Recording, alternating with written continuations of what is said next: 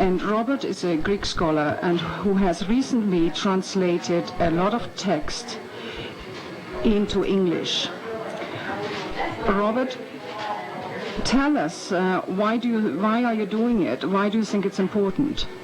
One thing that we've been discovering as we've been doing the translations is that these Greek astrologers, like most early Greeks, were very, very sophisticated thinkers. And in fact, their astrological writing is embedded in a very, very profound philosophical framework that's based on the work of Plato and Aristotle and other Greek philosophers. We're also finding out that the astrological material is not completely some sideline for ancient thought. It's, as a matter of fact, many of the ancient philosophers were doing work that, in a more general sense, could almost be understood as astrological. The oldest ideas about time and change and such things in the West are actually, in some sense, inherently astrological. So this has been very exciting for us, apart from just discovering this new astrological material. And there's a great deal of it, and it's quite different than the modern astrological material as well. So it's giving astrologers a new perspective on how astrology has evolved over the centuries and what may have been lost and what may have been distorted and a variety of things like that. So it's quite exciting. Well, it sounds very exciting, and it will put a slightly different slant, or view on astrology. Yes. Taking into account the ancient texts, and which have been translated but before have not been translated as precisely or as exactly the meaning. Most of this material has never been translated. Has never been translated into any modern language. Occasional works have been. The translations that have been done from Greek are, for the most part, very bad. They have been done by scholars who had no sympathy for astrology whatsoever, and it's very difficult to do a fair and faithful translation if the material you're translating seems to be nonsense. You don't take as much time as necessary to get down to the very roots of the concepts that you're dealing with.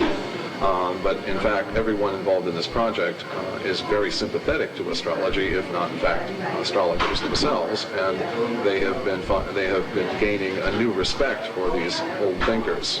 Mm-hmm. And is it because when those original texts were translated first, is it because they were looking for different verification, maybe for astronomical observations rather than the original interpretations? Scholars, yes, exactly. The scholars who did the first work, you might say, on the ancient texts were not astrologers.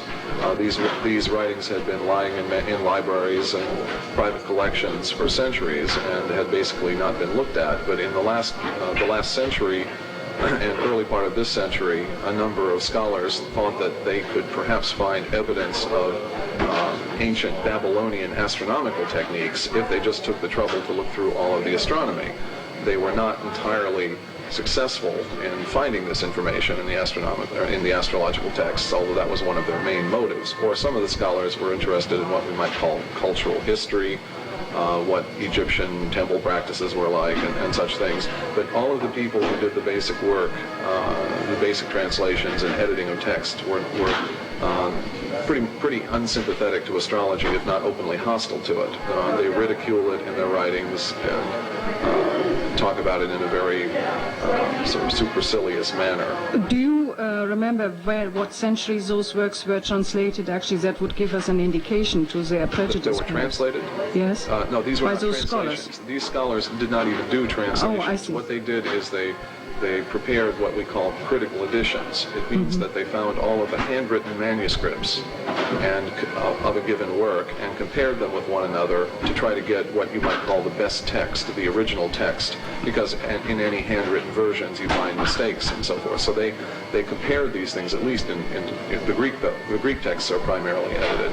And then these were done in printed book form, but they did not translate them except just occasional passages that might have had some astronomical interest to them. Mm-hmm. So most of this material, even though it was then edited, then just has still been remaining in libraries, unread and undiscussed, certainly by modern astrologers, and we are taking the trouble to do all of that. Well, thank you very much. I think that's a fantastic and I'm sure very rewarding, task.